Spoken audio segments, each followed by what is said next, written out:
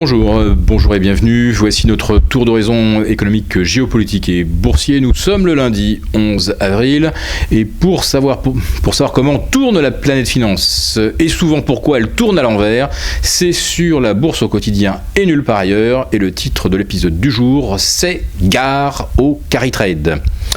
Mais on va commencer tout de suite par cette espèce de petit miracle auquel nous avons assisté en début de séance ce lundi. On avait des places boursières européennes qui ouvraient en baisse de 0,5, qui perdaient rapidement 0,7, 0,8, et puis d'un seul coup à 9h30, tout se retourne et voici le CAC 40 propulsé au-delà des 4325, 4330, qui gagne près de 1%, et la bourse de Milan qui s'envole de 2%. Ah, la bourse de Milan. Bah oui, c'est de là que tout est parti, avec des banques qui entamaient bien mal la semaine, et des banques italiennes que l'on retrouvait une heure plus tard en hausse de 7-8%, tout simplement parce que Matteo Renzi a convoqué une grande réunion entre le Trésor italien, les banques italiennes. On va résoudre le problème des créances douteuses. Alors ça fait jamais que 7 ans qu'on se traîne ce boulet des créances douteuses, et selon là où on met le curseur, l'addition serait comprise entre 180 et 360 milliards d'euros. Alors 180 à 230 milliards, ça c'est les créances sur lesquelles les banques peuvent carrément faire une croix. Et puis vous avez les créances un petit peu douteuses, où on a déjà eu des incidents de paiement, des retards, etc. Et là on arrive à 360 milliards. Et en face, eh bien, le gouvernement italien, le Trésor vont mettre en place un fonds de soutien. Bon, on appelle tout ça une bad bank ou une structure de malfaisance. Chacun y mettra le vocable qu'il souhaite. Et le fonds de soutien va être doté, tenez-vous bien, de 5 milliards d'euros. 5 milliards d'euros face à 230 milliards au minimum de créances irrecouvrables. On se demande véritablement si cela va avoir le moindre effet. Mais on s'en moque, parce que dans l'immédiat, ce qui compte, c'est l'effet d'annonce. Dire qu'on va faire quelque chose. Et ça rassure les marchés. Même si en réfléchissant en 2 secondes, on se rend compte que ça ne va pas vraiment résoudre le sujet. L'autre effet d'annonce, c'est celui de la Banque centrale du Japon ce matin. Ah, ça commençait mal à Tokyo. On était rapidement en baisse de moins 7, moins 1,8%. On avait un Nikkei qui s'enfonçait sous ses supports court terme.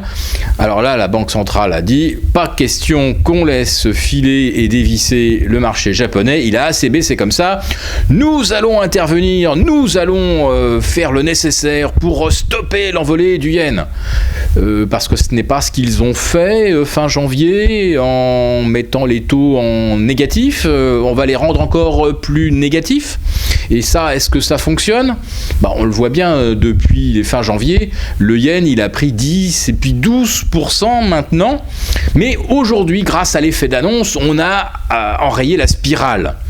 Mais sur le fond, d'où vient la hausse du yen ? Les investisseurs n'achètent pas la croissance japonaise naturellement. On apprend ce matin que les commandes de machines-outils, elles ont encore chuté de 9,2% au mois de février. Alors c'est vrai, on attendait moins 12, mais enfin bon, ça reste quand même très négatif.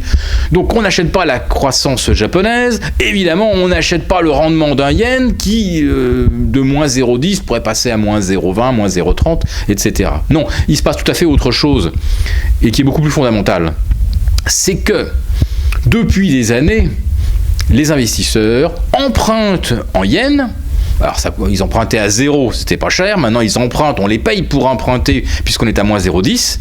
Ils empruntent en yens et vont ensuite acheter des actifs mieux rémunérés, alors des actions américaines, des emprunts à yield, des dettes d'État avec des rendements fabuleux comme la dette mexicaine, la dette turque, etc.